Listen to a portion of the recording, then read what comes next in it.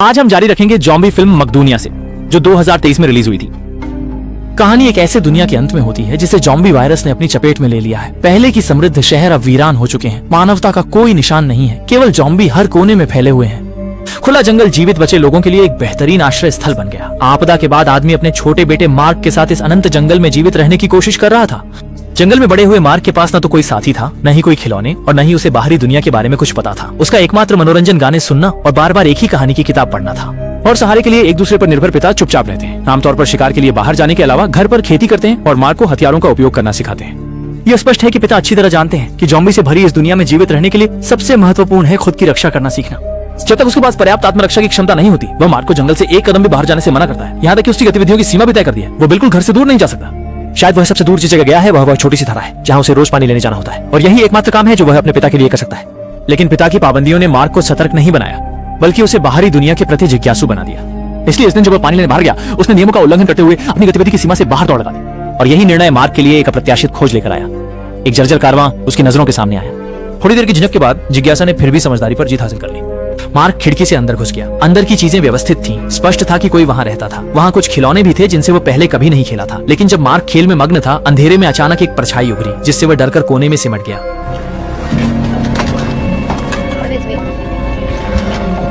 असल में वह सिर्फ एक छोटा लड़का था जो उसकी उम्र का ही था। उसने वही खिलौना उठाया और मार्क के पास जाकर उसे खेलने के लिए दे दिया। जब देखा कि सामने वाले की कोई बुरी मंशा नहीं है, तो मार्क ने भी अपनी सतर्कता छोड़ दी, खिलौना ले लिया और अपने हेडफोन निकालकर सामने वाले के सिर पर लगा दी। पहली बार अच्छी संगीत सुनकर लड़का भी बहुत खुश हुआ।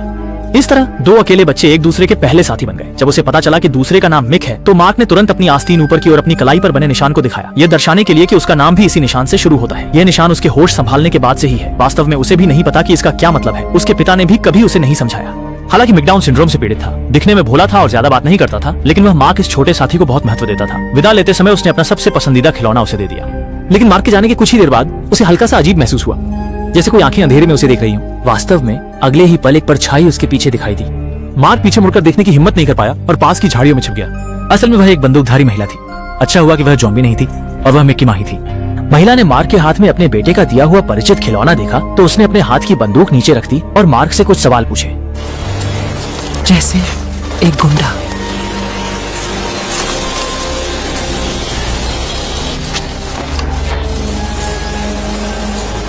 एक बंदा। मार्क ने जवाब नहीं दिया, बस जल्दी से घर जाना चाहता था। महिला ने तुरंत उसे फिर से बुलाया और एक थैली में भरे हुए चेस्टनट उपहार के रूप में उसे फेंक दी। लेकिन मार्क तुरंत नहीं गया, बल्कि पेड़ के पीछे छिपकर माँ बेटे को गले मिलते हुए देखता रहा। उसने कभी मातृ प्रेम महसूस नहीं किया था। उसकी आंखों में ईर्ष्या भरी हुई थी। वापस लौटने के बाद मार्क ने चुपचाप खिलौने को एक जगह छिपा दिया। डर था कि पिता को पता न चल जाए। हालांकि पानी लाने में इतनी देर हो गई कि पिता को कुछ गड़बड़ का एहसास हो गया। घर के दरवाजे पर कदम रखने से पहले ही मार्क ने पिता के गुस्से को महसूस कर लिया। मुख्य बात यह है कि अभी जल्दी में लौटने के कारण वह पानी भरना भूल गया। लगता तो है। डर के मारे मार्क की गोद से सारे चेस्टनट्स जमीन पर गिर गए। पिता ने सोचा कि बेटा चेस्टनट्स तोड़ने गया था, इसलिए उन्होंने आगे कुछ नहीं कहा। और एक मुसीबत से बचने के बाद मार्क बाद के दिनों में भी चुपके से मिक के साथ खेलने जाता रहा और अक्सर मिक की माँ से मिलता। इससे मार्क को अपनी माँ की याद आ गई। घर लौटने पर जब उसने अपनी माँ की तस्वीर देखी तो वो आखिरकार अपने पिता से पूछने से खुद को रोक नहीं पाया। तुम्हारा मतलब? पिता कुछ देर चुप रहे और कोई जवाब नहीं दिया, बस मार्क को जल्दी सोने के लिए कहा। लेकिन उसके बाद उन्होंने खिड़की से देखा कि पिता बाहर बैठे चुपचाप मोबाइल देख रहे थे। अगले दिन पिता और पुत्र हमेशा की तरह शिकार पर निकले। मार्क ने अभी जो मशरूम उठाया था उसे अपने पिता को सौंप दिया। एक अचानक आई गोली की आवाज ने शांति को तोड़ दिया। महसूस करते हुए स्थिति गंभीर है, पिता जल्दी से मार्क को घर बुलाया और फिर बंदूक की आवाज आने वाली दिशा की ओर चल पड़ा। जाने की तैयारी कर रहे मार्क ने फिर से कुछ गोलियों की आवाज सुनी, इसलिए वो फिर से नहीं रुक पाया और वापस लौट आया। किसे पता था कि उसने मिक की माँ को देखा। माँ घायल हाथ को पकड़े हुए जमीन पर घुटनों के बल बैठी थी और बगल में दो शव पड़े थे। फिर पिता नजर में आए और बंदूक का मुंह औरत की ओर कर दिया। इस दृश्य ने मार्क को डरा दिया। उसे लगा कि उसके पिता एक निर्दयी हत्यारे हैं और वह तुरंत सबसे तेज गति से घर की ओर भागा। जब तक उसके पिता घर लौटे वह बिस्तर में छुपा रहा और बोलने की हिम्मत नहीं कर पाया। और इस समय उसके पिता कुछ खोए हुए से थे और बार बार एक ही वाक्य दोहरा रहे थे। यहाँ तक कि माँ की तस्वीर के सामने बहुत सारी अजीब बातें भी कह दी।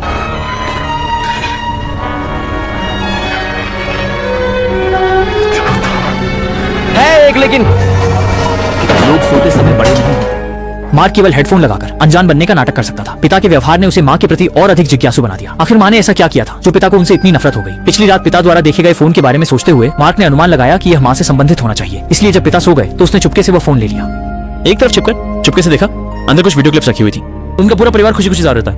मार्क की एक बहन भी है। उस समय वह पैदा नहीं हुई थी और आपदा भी नहीं हुई थी। लेकिन खुशियों का समय ज्यादा देर तक नहीं चला। अगले वीडियो में उसने देखा कि उसकी माँ किसी जगह डर के मारे छुपी हुई है। वो लगातार मार्क से माफी मांग रही थी। उसके पीछे गुस्से में पिता उसका नाम पुकार रहे थे। फिर स्क्रीन पूरी तरह से बंद हो गई, जिससे मार्क को और भी यकीन हो गया कि उसके पिता ही बुरे इंसान हैं, जो उसकी माँ को नुकसान पहुंचाना चाहते हैं। मार्क ऐसे पिता के साथ रहना जारी नहीं रखना चाहता, इसलिए अगले दिन सुबह सुबह जब उसके पिता अभी तक नहीं जागे थे, उसने घर छोड़ने का फैसला किया। मार्क कार में मिक के पास आया, उसे लेकर जंगल से बाहर जाने की तैयारी करने के लिए। और इस समय मिक को यह नहीं पता था कि उसकी माँ अब नहीं रही। माँ, तुम फिर से थोड़ा गोमांस दोगे? ज्यादा तुम मैं मर जाऊंगा। मूर्ख मिक नहीं जानता था कि इसका क्या मतलब है। उसने सोचा कि माँ उसे नहीं चाहती, बल्कि उसने मार्क को गले लगाया और फिर बिना कुछ समझे उसके साथ चला गया। लेकिन चलते चलते दोनों ने सुना कि जंगल से कुछ आवाज आ रही है और डर के मारे देखा कि वह वास्तव में एक जॉम्बी है। वह जल्दी से मिक का हाथ पकड़कर सड़क पर भागा, लेकिन उसने देखा कि आसपास जॉम्बी की संख्या बढ़ती जा रही है। सौभाग्य से सड़क पर एक कबाड़ कार थी और दोनों घबराकर उसमें छिप गए। अगले ही पल अनगिनत जॉम्बी चारों ओर से आ गए, गाड़ी के शरीर को जोर जोर से पीटने लगे, अंदर घुसने की कोशिश कर रहे थे। तभी जब उन्हें समझ नहीं आ रहा था कि क्या करें, बाहर अचानक कुछ गोलियों की आवाज आई और जॉम्बी एक एक कर गिरने लगे। फिर कार का दरवाजा खुला, मार्क का पिता वहां पहुंच गया। उसने जल्दी से मार्क को कार से बाहर निकाला और यह सुनिश्चित करने के बाद कि उसके बेटे को काटा नहीं गया है, उसकी चिंता कम हुई। लेकिन पिता ने कार में बैठे मिक की परवाह नहीं की, सीधे मार्क को खींचकर वहां से चले गए। देखते ही देखते पिता ने अपने साथी को छोड़ दिया। मार्क आखिरकार खुद को नियंत्रित नहीं कर सका और फट पड़ा। माइकल, मेरे में तुम बड़े भाई हो। मार्क को अपने पिता की बातों पर बिल्कुल भी विश्वास नहीं था, यहाँ तक कि उसे शक था कि उसकी माँ भी उनके हाथों मारी गई है। स्थिति अभी गंभीर है। अभी अभी की गोली की आवाज जल्द ही जॉम्बीज को आकर्षित करेगी। पिता के पास उसे समझाने का समय नहीं है। वो जबरदस्ती मार्क को ले जाने की तैयारी कर रहे हैं, लेकिन मार्क किसी भी कीमत पर जाने को तैयार नहीं है। मजबूरन पिता उसे वहीं छोड़कर खुद शिकार की बंदूक लेकर मिक को बचाने के लिए वापस जाते हैं। कुछ जॉम्बी फिर से कार के चारों ओर इकट्ठा हो गए। उसने हाथ उठाकर ट्रिगर दबाया, एक गोली में एक जॉम्बी को मार गिराया और जल्दी से सभी जॉम्बी को खत्म कर दिया। लेकिन उसे पता नहीं था कि इस समय मार्क भी मुसीबत में पड़ गया था। एक जॉम्बी ने उसे देख लिया था। जॉम्बी को लगातार करीब आते देख मार्क ने कांपते हुए पिस्तौल उठाई और अपने पिता द्वारा सिखाई गई विधि के अनुसार पहली बार जॉम्बी पर ट्रिगर दबाया। कार का दरवाजा खोलते ही पिता ने गोली चलने की आवाज सुनी। उन्हें पता चला कि बेटा खतरे में है और वे चिंतित होकर लौटने की तैयारी करने लगे। तभी एक और जॉम्बी अचानक प्रकट हुआ और उन्हें जमीन पर गिरा दिया। कुछ संघर्ष के बाद पिता ने मुश्किल से जॉम्बी को मार गिराया और तुरंत मार्क के पास पहुंचे। शुक्र है कि मार्क ने पहले ही जॉम्बी को खत्म कर दिया था और उसे कुछ नहीं हुआ। पिता ने आखिरकार राहत की सांस ली, लेकिन उनके हाथ पर एक काटने का निशान दिखाई दिया। असल में अभी अभी गलती से जॉम्बी ने उन्हें काट लिया था। जानते हुए कि अपनी किस्मत पहले से तय है, पिता चुपचाप अपनी बंदूक लेकर एक मजबूत लकड़ी का टुकड़ा ढूंढकर खुद को बांध लेते हैं। फिर जल्दी से अपने बेटे को समझाते हैं कि उन्होंने मिक की माँ की हत्या नहीं की थी। उस समय उसकी माँ को जॉम्बी ने काट लिया था और वह जल्द ही उनके जैसे भयानक बन जाएगी। उन्होंने सिर्फ उसकी मुक्ति में मदद की। मार्क ने सुनते ही तुरंत अपनी माँ की तस्वीर निकाली और पिता से पूछा कि क्या माँ भी इसी तरह गई थी। पिता ने सिर हिलाकर नकार दिया और मार्क से कहा, माँ की तरह कहानी की किताबों में परियों की तरह वे कभी भी जॉम्बी नहीं बनेगी। असल में मार्क अक्सर जिस कहानी की किताब पढ़ता था, उसमें एक परी थी जो जंगल में रहती थी। एक दिन वह अचानक जंगल छोड़कर एक जगह चली गई जिसका नाम था शिगु। लंबे समय से पिता ने बेटे से एक से अधिक बार कहा था कि जब भी तुम पर्याप्त मजबूत हो जाओगे तो तुम जंगल छोड़कर शिगु जाकर परी को खोज सकते हो। पिता ने परियों की कहानी की परी की तुलना मार्क की माँ से की और पत्थर की घाटी की तुलना उनके रहने वाले शहर से की। मतलब ये था कि वह शहर जाकर अपनी माँ को खोजे। और तस्वीर में मार्क की माँ ने एक पोशाक पहनी हुई थी, सफेद कोट, पृष्ठभूमि में एक अस्पताल है, स्पष्ट रूप से एक डॉक्टर है। हालांकि इस समय पिता जल्द ही बदलने वाले थे। केवल चिल्लाकर मार्क से कह सकते थे कि वह जल्दी से खुद से दूर हो जाए। तब तक मार्क को समझ में आया कि पिता हमेशा उससे बहुत प्यार करते थे। वह कभी भी कोई बुरा इंसान नहीं थे। लेकिन अब पछताने के लिए बहुत देर हो चुकी थी। मार्क केवल आंसू भरी आंखों से छोड़ने का विकल्प चुन सकता था। वह असमंजस में पड़े मिक को पकड़कर बस चला। खची कम की गोली चलने की आवाज सुनाई दी। मार जाता है। पिता इस दुनिया को छोड़ चुके हैं और अब उसे जो करना है वह है शिगु जाकर अपनी माँ को खोजना। दोनों बच्चे इसी तरह पहाड़ों और नदियों को पार करते हुए, रास्ते में हंसी मजाक करते हुए आखिरकार जंगल से बाहर निकल आए। जब वे एक रेल की पटरी पार कर रहे थे, उन्होंने देखा कि एक अंकल हथियार लेकर सड़क के किनारे बैठे हैं। हालांकि वे दिल से बहुत डरे हुए थे, लेकिन भूख इतनी थी कि सहन नहीं हो रही थी। इसलिए उन्होंने हिम्मत जुटाकर आगे बढ़ने की कोशिश की। सौभाग्य से अंकल बड़े इंसान नहीं थे। उन्होंने न केवल उनके लिए खाना तैयार किया, ये जानते कि दोनों उन्हें एक जगह ले जाना है जिसे शिगु कहा जाता है, और उन्हें एक दूरी तक छोड़ने की तैयारी भी की। लेकिन अफसोस कि वह खुद नहीं जा सकता, क्योंकि उसके पीछे के कमरे में उसके 2 बच्चे बंद हैं। वे भले ही अब जॉम्बी बन चुके हैं, लेकिन वह उन्हें छोड़ने का दिल नहीं कर सकता, इसलिए उन्हें कमरे में बंद कर दिया है। 2 सामान्य बच्चे अपने आप में दिखाई दिए। सामने दादा बहुत ही चकित थे। असल में जब से वायरस फैला है, लगभग सभी नवजात शिशु वायरस के साथ पैदा हो रहे हैं और मार्क दोनों संक्रमित नहीं हुए। बहुत स्पष्ट रूप से शरीर में मौजूद किसी प्रकार की एंटीबॉडी मौजूद है, जिससे अंकल को उम्मीद नजर आई कि शायद उनके बच्चे भी ठीक हो सकते हैं। खूब खा पीकर दोनों ने अंकल से विदा ली और रेल की पटरी के साथ आगे बढ़ते रहे। कुछ ही देर में वे एक स्टेशन पर पहुंचे। ट्रेन कभी ना देखे हुए दोनों बहुत उत्साहित थे और ड्राइविंग केबिन में खुशी खुशी खेलने लगे। लेकिन जब वे पीछे के डिब्बे में पहुंचे और जानने की कोशिश की, तो उन्होंने पाया कि डिब्बे में अनगिनत जॉम्बी बंद थे, जो उन पर झपट पड़े और लगभग मार्क को पकड़ ही लिया।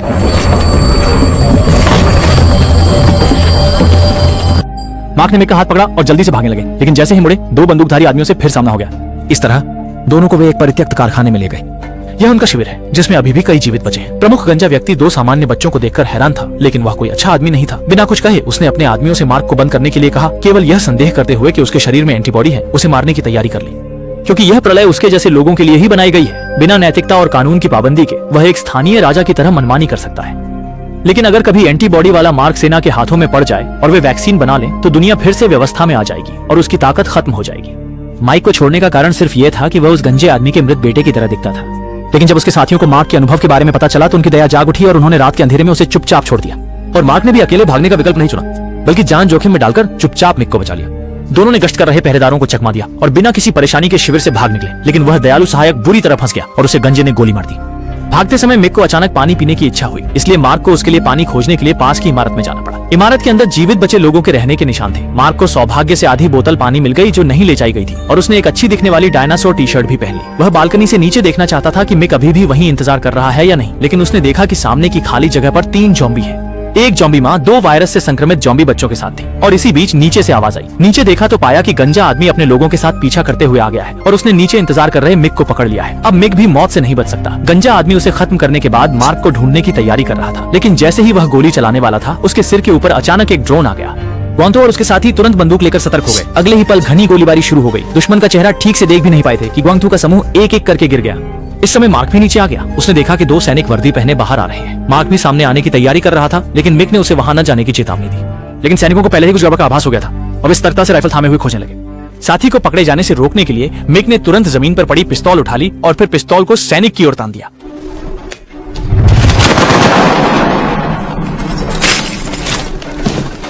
सैनिक ने अनजाने में ट्रिगर दबा दिया और गलती से मिक को मार डाला। मिक की मौत ने सैनिक को खोज छोड़ने पर मजबूर कर दिया और वह जमीन पर पड़ी हथियार उठाकर वहां से चला गया। अपने सबसे अच्छे साथी को फिर से खोकर मार्क को अकेले ही अपनी मां की तलाश में निकलना पड़ा। पता नहीं कितनी दूर चलने के बाद वह रुका और उस कहानी की किताब को पलटने लगा। उसकी भावनाएं बेकाबू हो गईं और उसने गुस्से में कहानी की किताब को फाड़ दिया। हड्डियां आखिर कहाँ हैं? वह अपनी मां को कब तक ढूंढ पाएगा? भावनाएं व्यक्त करने के बाद मार्क ने अचानक कुछ देखा। धीरे धीरे पास जाकर देखा तो एक विशाल शहर उसकी आंखों के सामने था, जो स्टील और कंक्रीट से बना जंगल था और कहानी की किताब में वर्णित पत्थर की घाटी से बहुत मिलता जुलता था। इस समय मार्क को आखिरकार समझ में आया कि यह वही पत्थर की घाटी है जिसके बारे में उसके पिता ने बताया था। वह तुरंत शहर के केंद्र में आ गया और उत्सुकता से चारों ओर की हर चीज को देखने लगा।